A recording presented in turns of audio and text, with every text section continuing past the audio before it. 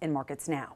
Joining us with markets is Mike Miner with Professional Ag Marketing, and it was a strong day in the soybean market on Wednesday, but a lower day in the corn market. So let's talk about soybeans first of all, some double-digit gains.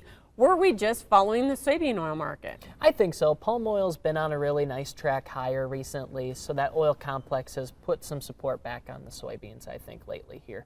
So we are kind of holding support at the contract lows. Do you think we're going to be able to hold that for a while here just because we have this big South American crop coming in? It sounds like planting's going better there. I don't love the chart action on it around this area. We've been able to hold somewhat around this 970 to 960 area on the November soybeans.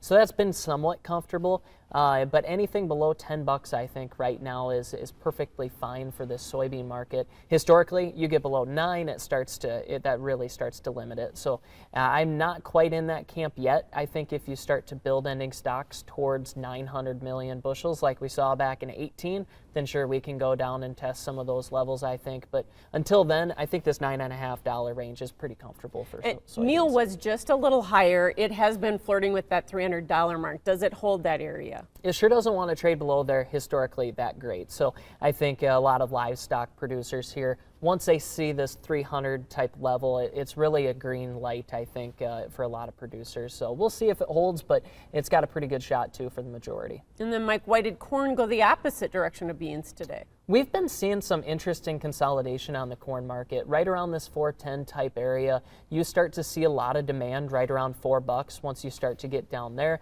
You saw some good ethanol demand again this week. You've seen some Mexico buying lately. I think front loading has been very strong from them as well. Do we just not have enough demand, though, coming at the corn market to chew through that 2 billion bushel carryout? Is that why we can't really get up and run?